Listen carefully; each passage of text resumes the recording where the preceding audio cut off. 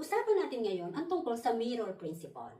I am not expert on this topic. May God guide me sa pag-explain at pag-share sa inyo ng konting nalalaman ko about this principle. Actually, tinry ko siya, pinractice ko siya, and it works. Totoo nga siya na nangyari sa buhay ko. Kaya gusto ko siyang i-share sa inyo. What is mirror principle? Ang buhay daw natin ay parang salamin. Tayo yung image at yung nasa mirror ang reflection natin. Kung ano yung ipakita natin sa mirror, yun ang magre-reflect sa kanya. Halimbawa, may madumi sa mukha ko. Kapag nagsalamin ako, makikita ko sa salamin na may dumi ang mukha ko. Tama? At syempre, gusto nating alisin yung dumi na yon. Ayaw nating lumabas or makita tayo ng ibang tao na madumi yung mukha natin. So, ano ang gagawin natin? Hindi natin pupunasan yung salamin. Okay? Hindi natin sa salamin tatanggalin yung dumi. Dahil kahit anong gawin natin pagtanggal ng dumi, doon sa mukha natin, hindi siya matatanggal.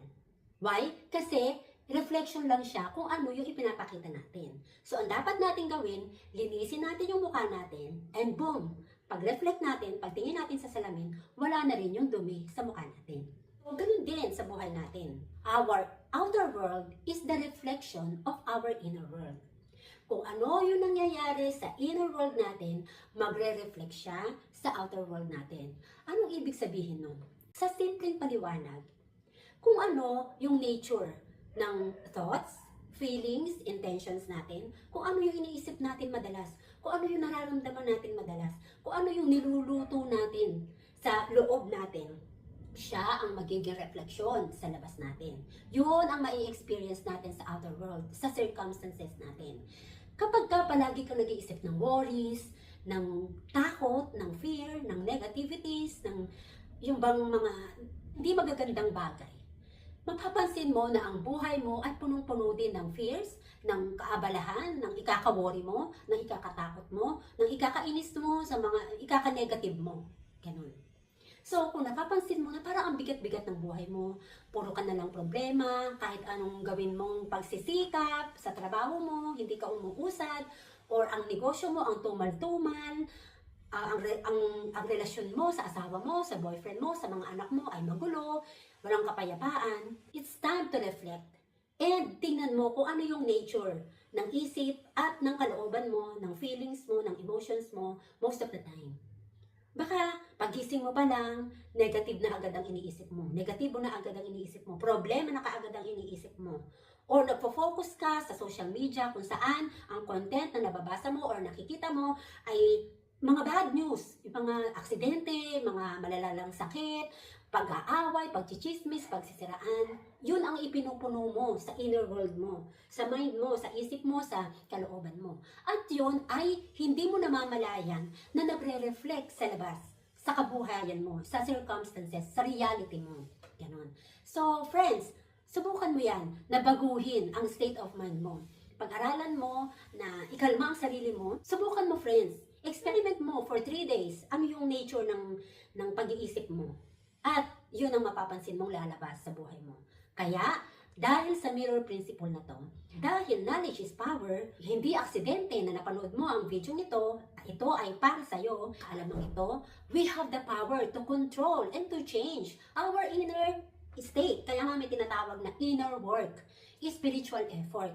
Kasi kailangan natin pagtrabahuhan ito. Kailangan natin matutong idisiplina ang isip at kalooban natin.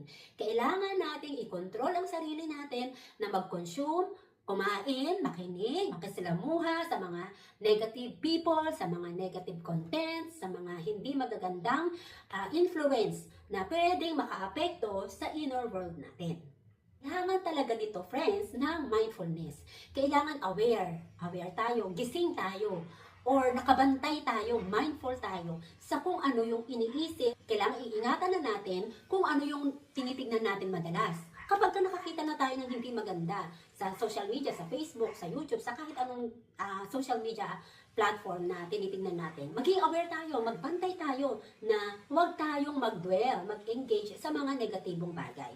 Skip na lang natin yun. May control naman tayo. Hindi naman tayo pinipilit na Facebook na mag-stuck tayo doon, na magtambay tayo doon sa topic na yun. Kapag sa tingin mo na hindi siya magandang influence sa'yo, magbibigay lang siya ng negative frequency or vibe sa'yo, ano mo na lang siya, scroll up mo na lang siya, skip mo na lang siya. Ganon. So, bantayan mo talaga, magiging security guard ka ng sarili mong isip, friends.